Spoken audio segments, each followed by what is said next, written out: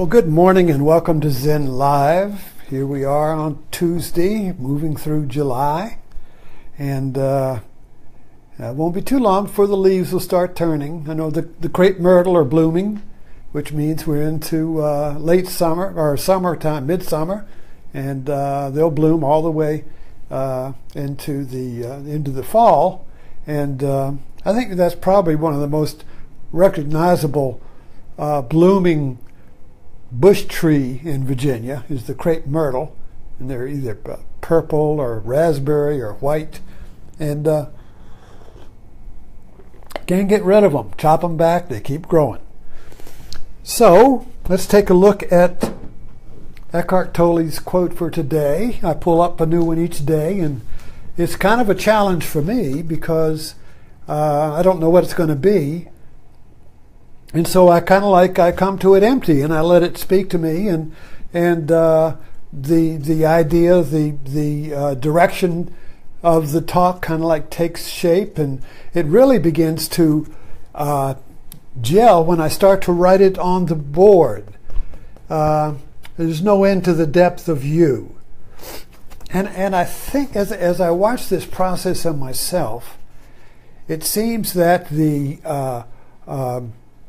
talk and the energy for the talk, which has its own direction as it gets going, because right now I had no idea I was going to talk about what I'm saying right now, but what as I watch this process, and it is a process that's been developing in me over the years, from writing to speaking, and yesterday we were talking about speaking your word, finding your voice. It seems to me that the finding your word and your voice is directly connected with finding your body, connecting your mind and your body. Eckhart Tolle, Ken Wilber, I don't think he coined this, but the idea that when your mind and body become integrated, and you're able to observe both body and mind, it's called the centaur, and that's a mythic figure of a horse body and man top.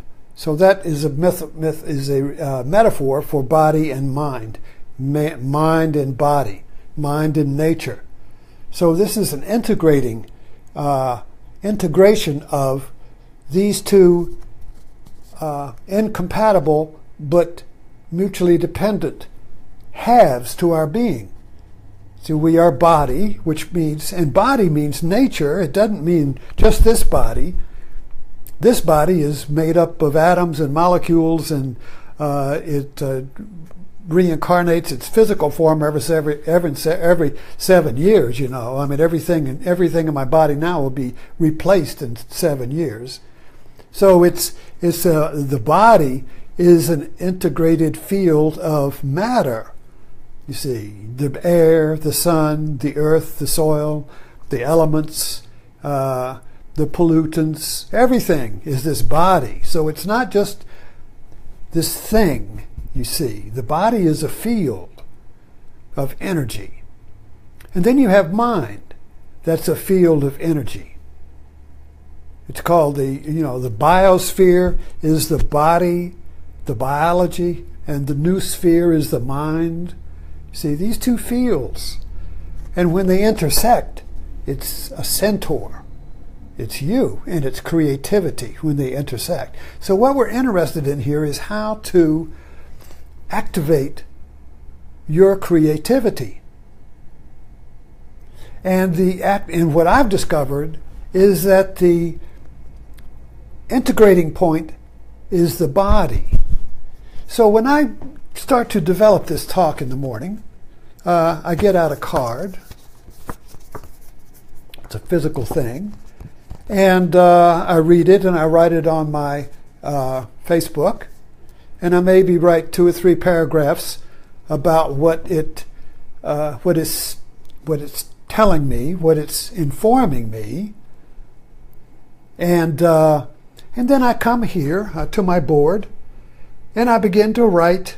My hand just starts writing. So my body, see, when you write with, this is why letter writing and calligraphy and drawing and all that is so important, because your body's doing it. You're grounding in the body. So the mind and body is grounding, is integrating. And it's out of that, well, like right here. Back to this. The old woman and the young woman. The old woman is the body, the young woman is the mind. They're mutually dependent but opposite. So if we just look at the body, it's going to be the old woman, something that's going to be dying and falling apart. And if we look at the mind, if we see the mind, that would be our self inside. You see yourself, you say, oh, I'm so young and everything. But they're mutually exclusive yet mutually dependent. So the creativity comes when they come together. So this, but you see, the coming together, you can't make them fit together. You have to transcend them by including them. So the transcendence of body and mind is creativity. So what I'm suggesting here is that when you get your hands involved, your body involved with what your mind wants to do, that the creative idea, the creativity spontaneously begins to come out. And this is an act of surrender. So creativity is surrender. You have to surrender to the creative force and let it spontaneously speak as your voice, you see. As the voice of the centaur, which is body and mind speaking as one. That's creativity. You can think something and have an idea, but it's not real until you put it into a form, until you give it some ground, you see. So let's look at Tolle's quote and see if we can match up the Tolle quote with what I've just been talking about. The practice of present moment awareness, the sense of stillness and peace will differ. With the practice of present moment awareness, the sense of stillness and peace will deepen. In fact, there is no end to the depth. There's no end to its depth. You will also feel a subtle emanation of joy arising from deep within, the joy of being. Now, this joy of being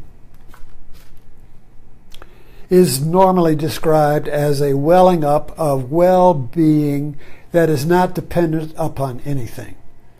You see, we're conditioned to expecting and believing that this sense of well-being is created by conditions, and that I have to get to these conditions in order to create this sense of well-being. Now, our economy is a consumer economy, and the whole system runs on the indoctrination of the belief in us that our well-being lies in the future. So we have to buy something, we have to get something, we have to move to something, we have to improve something, we have to fix something in order to arrive at a sense of well-being. You see, I got the new car. The money's in the bank. You see, all of these, but this is a temporary respite. Because then the well-being goes away, because it's dependent upon form, and form is changing. So well-being, as dependent upon conditions, is not permanent. So we're off again, running to the next well-being in the future. So I put it up like this, you see. So we're running from, it's not past to future, but poor to full. So value in our culture is in the future. What is now has no value because it won't last, you see, because it's dependent upon form, upon things, upon material, upon having a new lamp or a new rug, you see. And the newness, the value of newness doesn't last. We got a new kitchen. We had an old kitchen and it cooked fine, but it wasn't integrated. It wasn't new. It wasn't, oh, look at that kitchen, you see. It was just an old kitchen, a hodgepodge. We live in a 100-year-old house. And, your kitchens, somebody, and many people have lived in this house. It was a renting house for a while. So my wife's mother lived here, grew up. My wife grew up here. So you'd look at a kitchen and, well, so-and-so put these cabinets in here and somebody else put that thing there and the floor was put in by somebody. It's a hodgepodge. It's not integrated. So we wanted an integrated kitchen. So we had a little money from my uncle, so we had a new kitchen put in. So there was a lot of, waiting for the new kitchen's coming, when's it going to be here? And then the kitchen is here, ta-ta! Oh, this is valuable now. You see, the old kitchen wasn't valuable. Now this is new, it's valuable. Come on in and see the new kitchen. And I don't know, maybe a month, I don't know how long the newness was, but now it's just our old kitchen. You don't even notice it. So it's kind of like this value, the value seems to be in its newness. And so in order to get something new, you have to acquire, you have to work for it, you have to suffer, you have to struggle, you have to buy it, you see. And so this whole new, if you look at our advertising, new, this is a new, you go get a box of cereal and it's always got, this is a new cereal. You open it up, it's the same old cereal. I don't know what they did to make it new. But it won't sell. If they won't sell, you won't go buying, this is an old cereal. Buy a box of old cereal. No, it's got to be, or a new toothpaste. It doesn't say old toothpaste. But this is the old Crest. No, this is the new Crest, but just dry. It's the same Crest. So it's just kind of funny. So the map I drew here is that there's a bridge over now, and so we just hop. We're running from poor or empty to full in the future, and we just run over now. And but this is where the joy of being comes from. You see, the joy of being is welling up from under here. You see, it's kind of like a volcanic. There's something, smoke or something coming up from underground. This thing. We just watched the Phantom of the Opera this weekend, Friday night movie, and it was all about this. In other words, the Phantom of the Opera starts out with the horizontal world, the flat world, and the movie is about dropping into this hole, into the opera, and going into the depths. Going into the depths of the music of the night. The joy and the sorrow of being, you see. So this is the joy and sorrow down here. This is life.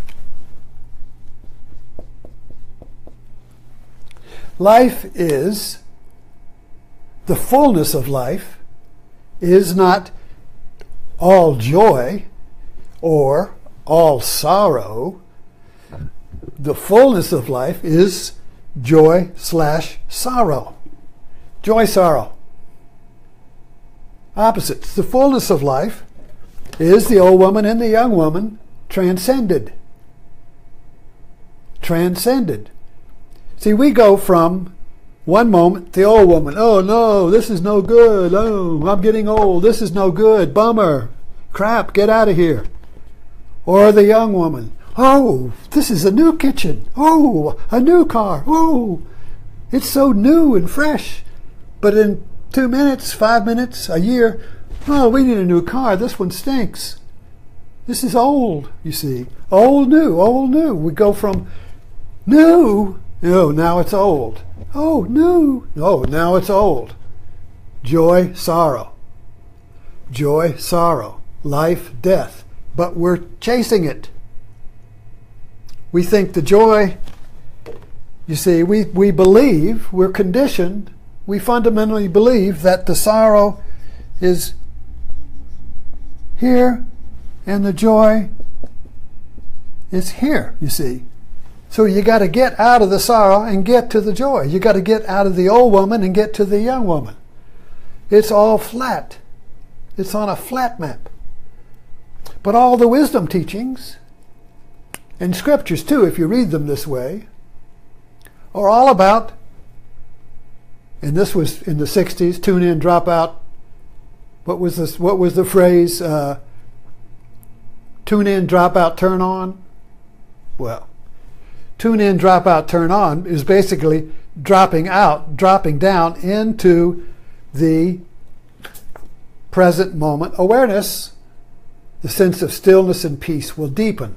So, stillness, peace, present moment awareness, joy of being is only found in now. So at some point we have to stop jumping over now to get to the future where we believe our value is. Even Christianity says, well, this is you're going to, somebody dies, you say, oh, they've gone to a better place, to a more valuable place. There's no value here. This is hell. There's no value now. Value is in the future. And so when you put that into a mythic context, then death is valuable. Rapture. Death is more valuable than now. Heaven is more valuable than now. I can't wait to get to heaven. I can't wait till Jesus comes, gets me out of this hell. There's no value here. So this despair that we come into, this malaise, this depression, comes because we realize that the chase for value in the future is a stupid chase. is Groundhog Day. It's dogs chasing a rabbit around a track. The greyhound, the dog races. We like the dog races because we see ourselves in it. We're just a bunch of greyhounds chasing a rabbit around the track. Or we like getting our cat to chase a laser dot. and the cat gives up and just watches the laser dot. Says, oh, this is stupid. It's just a laser dot. I'm not going to catch it. But you keep playing with it, and finally the cat nature gives in, and it makes a leap for the laser dot, and it's off running again, and then it's lying down exhausted. Damn it, fooled again. Lucy the football. So we keep falling for this thing that values in the future. And it's kind of like a fill in the blank, whatever meaning and value, joy, well-being is in the future. My well-being will be here if I just won the lottery. You see? And then we spend our lives imagining what we'll do with the money we're going to win from the lottery, where we will be having the joy and well-being, you see. So you can just, see this everywhere. Advertising, we are bombarded with advertising that sells us on the idea of value in the future. And this has conditioned us since TV came here. TV is an advertising delivery system. That's all it is. TV isn't like cigarettes were a nicotine delivery system. TV is an advertising delivery system, and we just have the entertainment in order to keep us watching and opening us to be susceptible to the TV ads. I mean, look at it. The better the TV program, the more you watch it, and the more you open up, and then right at the peak moment when you really open up, boom, they slip in an ad, and it goes zoom, you see, right to the subliminal. If the TV show is not entertaining, you're already like, an ad, you click, you're gone, you see. So, but this has been going on for what, 50 years? 50, 60, when TV come out, in the 50s? The 50, 60, 67 years. We have been conditioned by advertising which is the Mad Men, which was all about that, is the sacrament. The TV advertising is the sacrament of the Holy Roman Consumer Church. If you didn't have advertising, nobody would go to the consumer church and take the communion of buying more stuff. So the advertising gets you into the church of tomorrow, where you buy new things that give you value and meaning and a temporary sense of the joy of well-being. Now, so we think we left the Holy Roman Church of the Middle Ages. We just created a new one called the Holy Roman Consumer Church. And getting to heaven is not in the future when you die, because you can't buy stuff in heaven. Getting to heaven is getting the next best thing. And it's all staged in hierarchy of status, you see. So it's kind of like a ladder, you see, of value, right? And so you down here, and you look up at the status level. So you want to buy your way into status. So if you buy the Lexus, you see, you're up here. And if you buy the Chevy, you're kind of like here, you see. So whatever stage you're on, the advertising is going to encourage you, invite you, make it compelling for you to buy yourself up to the next stage. And so everything is a hierarchy of value in our culture that gives you the imagined sense of well-being. Well, if I get my PhD, I'll have more well-being than I have now with a bachelor's degree. And I'm not saying this is wrong. I mean, this is the swimming pool we're in. But we have to understand it. So, this idea, Tolle is a philosopher of now. So he really coined that word, the power of now. But now is a word. It's just a new way of saying here. And all of the different spiritual traditions use a different word. Nirvana,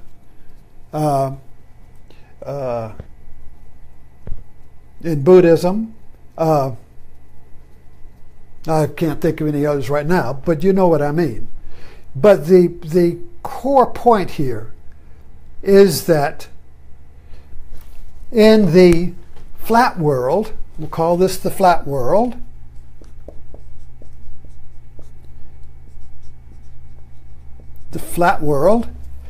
this is a paradigm. This is a worldview. This is a stage or paradigm of human collective consciousness. See, every culture, past and those other cultures from now, have a worldview, a reality. I was just watching Globe Trekker Sunday night, and I don't know, just a side note, I don't know if they're gonna, they keep showing repeats. I don't know if they're creating new shows or not. But anyway, this one was a tour of Miramai, or Old Burma. And there are so many different cultures in there, ancient cultures, and they went to one, the Chin culture, which is almost inaccessible to tourists. And the women tattoo their face. They're covered in face tattoos. Well, there was another culture where the women put rings around their neck, stretching their hands up, you see. These are ancient cultures. But these are worldview. These are realities. The people inside these cultures see the world differently than the tourist, us, because they look at our culture, our worldview, and don't understand us, and we look at them and don't understand them. They are reality worlds. You actually perceive a different world. So the Western paradigm that is really kind of like highlighted in America, I think, of the consumer reality where value is in the future, is a paradigm or a world view that we're born into And as children are trained and driven by our own DNA to incorporate the worldview of your parents and your parent culture. So you actually see the world. You actually see a reality that you assume exists outside of you. So we assume that the whole world is seeing the reality we see. We can't understand why they don't want it. We assume that this reality we see, this flat world of value in the future, is actually the way the world is before and after us. That this is the way it was for Jesus and for the Neanderthals and for the Egyptians and for the ancient, all the various cultures which are like organisms, you see. We think they all see the world this way, that this is the real world. No, it's our worldview. This is the discovery of the postmodern world. From the Enlightenment until now, it's been called the modern world. And that sees the world as flat, like a Newtonian universe. This is the common sense world. The Newtonian universe is a world of space-time with things jumping around in it, hitting each other, and making a lot of noise. And that it's a world of time. So value is in the future. So it's a world of movement. And it's a world of objects, and reality is made up of stuff like clay, and it all runs like a clock. Maybe somebody made the clock, maybe somebody didn't. But it's a particular worldview, and this is all coming apart now. This is all coming apart because there is an influx into our flat world of Eastern teachings, which has a different paradigm, and even science, quantum physics, is breaking apart this old Newtonian modern world, and the big postmodern discovery of science. And we all talk about this, but we don't really understand it. Not that I do. But the big understanding of quantum physics is that the scientist creates the reality he studies. So if you set it, very simply put, if you set your experiment up this way, an electron is going to be a wave. If you set it up another way, it's going to be a particle, a thing, you see. So it's a wave, or it's a thing. But which one it is determined by my perception. So our perception conditions the world and the reality in which we see. So this paradigm includes the scientist, you see. The old paradigm, the flat world, the scientist is not included in it. So this opens up, you see. So this, getting back to this, you see, if the young woman is the scientist would only see the old woman. If the scientist were the young woman, the subject, all you could see would be the old woman, and the world would be dying. The world would be constantly old. So the young woman would be projected into the future, and I got to get to her. And she sells me stuff on the advertising. I got to get to her.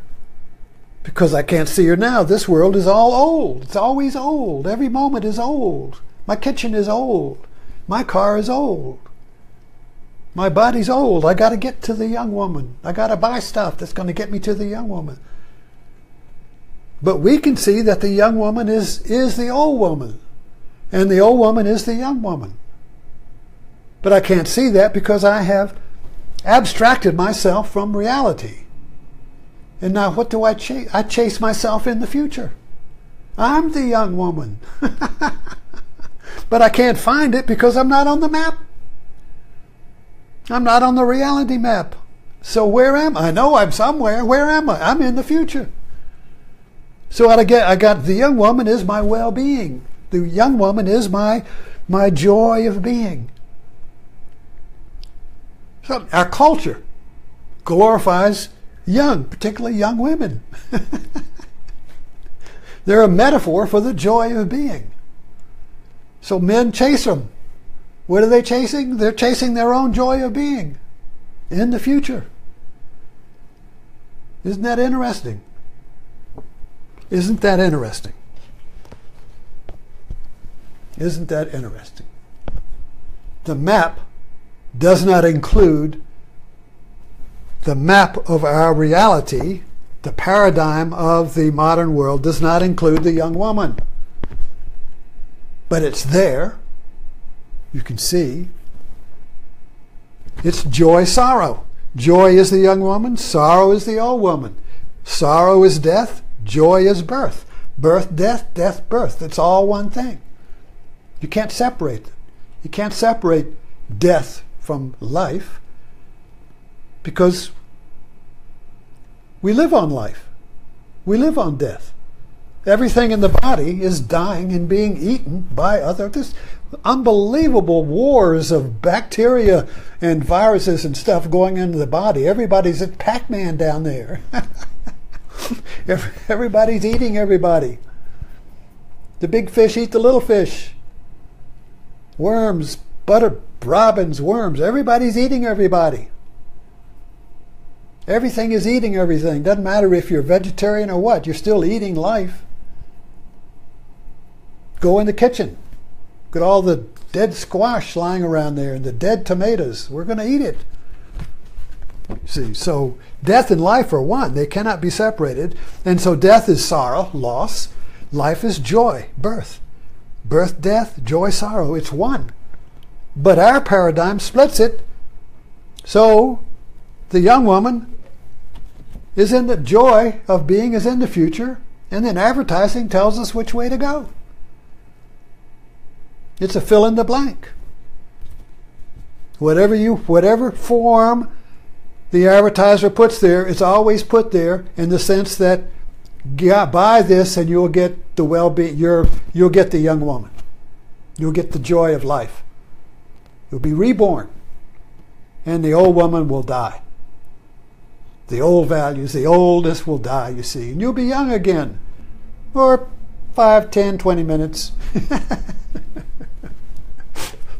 And then you'll be old again. So anyway, thanks for dropping in. And this has been I really enjoyed this talk because, quite frankly, I never saw this picture as a description of the search for value in the future. And how the falling into the moment is falling into the transcendence of the two. The present moment transcends by putting together joy and sorrow as now. Now is the be here now transcends the old woman and the joy woman by putting them together. So being here now is not sorrow or oh joy. No more sorrow. It's all joy. No, it's joy, sorrow. But the transcendence of, but the being of joy, sorrow is life itself. Life itself is its own meaning. Life itself has no meaning or reference to the future or the past. Life here has value in itself and not in reference to future or past. It used to be good or it's going to be good. No, it's good now. This moment is good in itself. This moment is absolute value. And it's given. And it cannot be taken away if you fall into the whole of now. This present moment awareness. So, let's stop with that, and thank you so much for dropping in.